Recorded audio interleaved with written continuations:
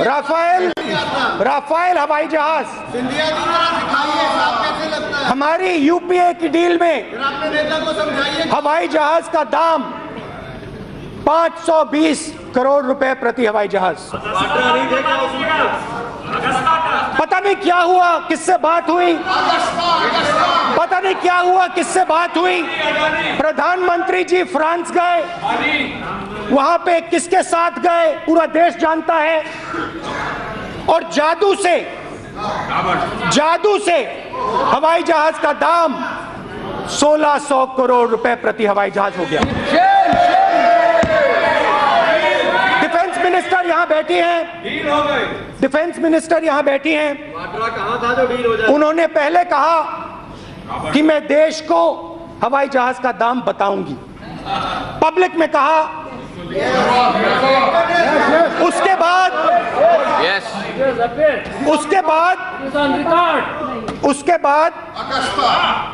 बाद defence minister ने clearly बोला कि मैं ये आंकड़ा नहीं दे सकती हूं क्योंकि फ्रांस की सरकार और हिंदुस्तान की सरकार के बीच में एक सीक्रेसी पैक्ट है। मैं स्वयं फ्रांस के राष्ट्रपति से मिला और मैंने स्वयं फ्रांस के राष्ट्रपति से यह सवाल पूछा, क्या ऐसा कोई पैक्ट हिंदुस्तान की सरकार और फ्रांस की सरकार के बीच में है? और फ्रांस के राष्ट्रपति ने मुझे बताया कि ऐसा कोई पैक्ट हिंदुस्तान की सरकार और फ्रांस की सरकार के बीच में नहीं है।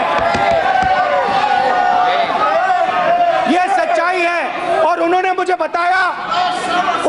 बताया इससे कहने से मेरा कोई इतराज नहीं है। आप ये बात पूरे हिंदुस्तान को बताइए।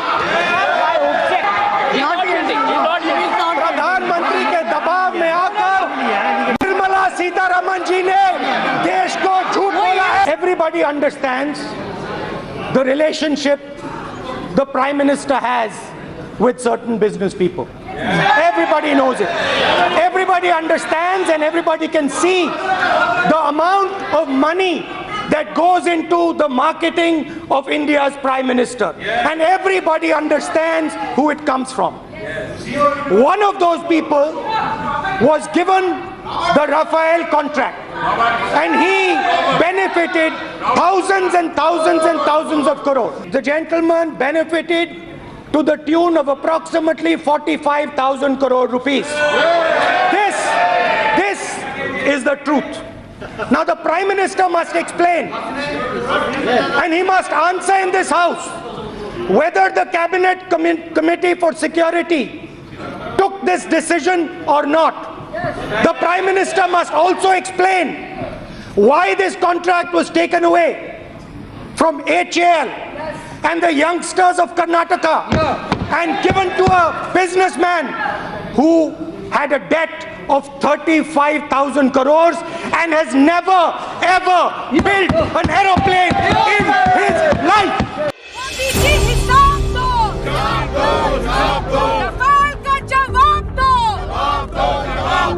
चौकीदार चोर है, गली गली में शोर।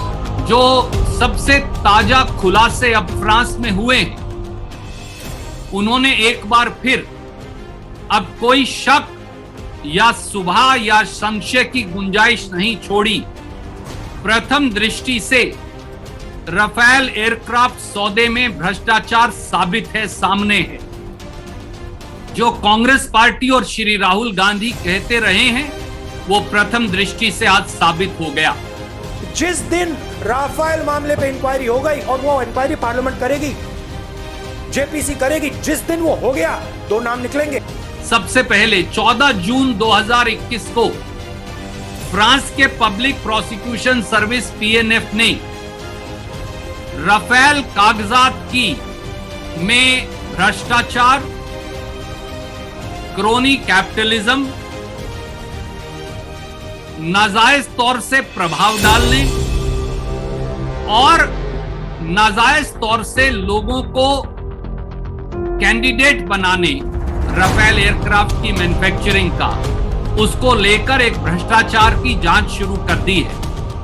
यह भी बताया गया है कि भ्रष्टाचार की उस जांच में फ्रांस के पूर्व राष्ट्रपति, जिनके समय में राफेल एयरक्राफ्ट की डील मोदी जी ने साइन की थी, श्री फ्रांसवा हॉलैंड, उनकी भूमिका की भी जांच होगी।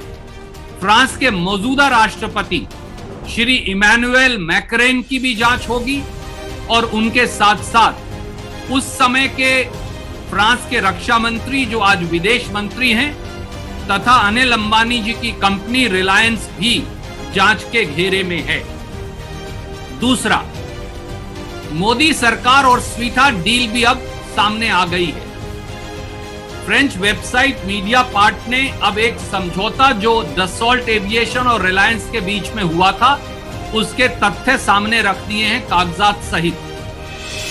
याद करिए कि फ्रांस के पूर्व राष्ट्रपति फ्रांसवा हॉलैंड ने बाकायदा एक इंटरव्यू में कहा था कि डसॉल्ट के पार्टनर रिलायंस अनिल अंबानी जी की कंपनी को बनाने का निर्णय में उनकी कोई चॉइस नहीं थी, क्योंकि यह भारत सरकार के प्रभाव में किया गया निर्णय था।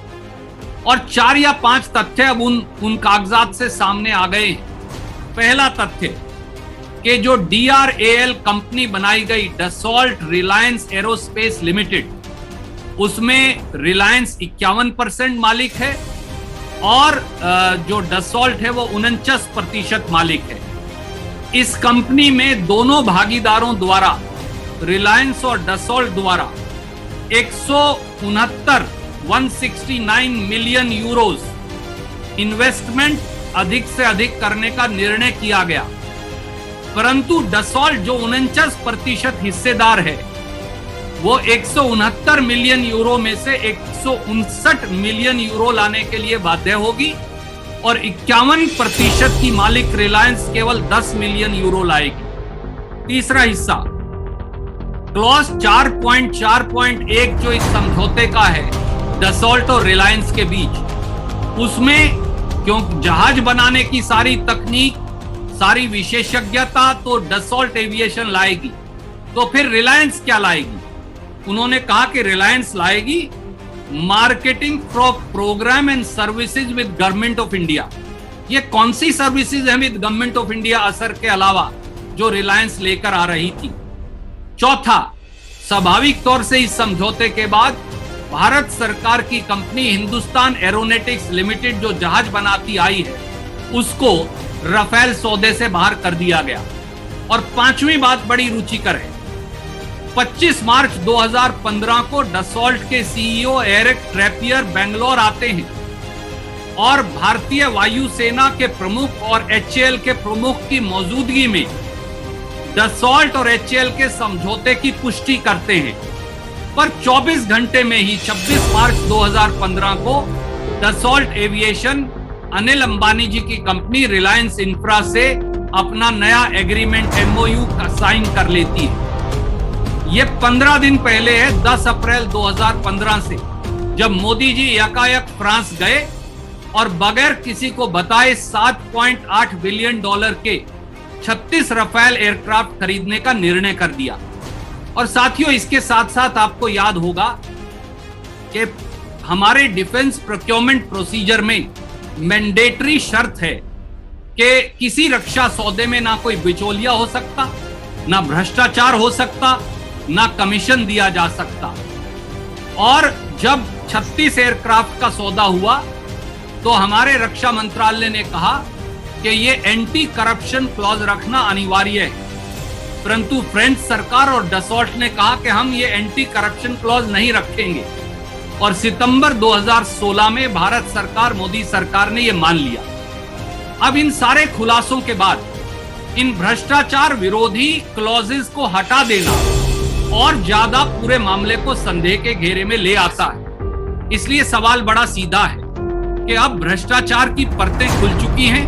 प्रथम दृष्टि से राफेल स्कैम सामने है, राफेल में भ्रष्टाचार सामने है, सरकारी खजाने को चूना लगाना सामने है और देश हित का विरोध करना या देशद्रोह सामने।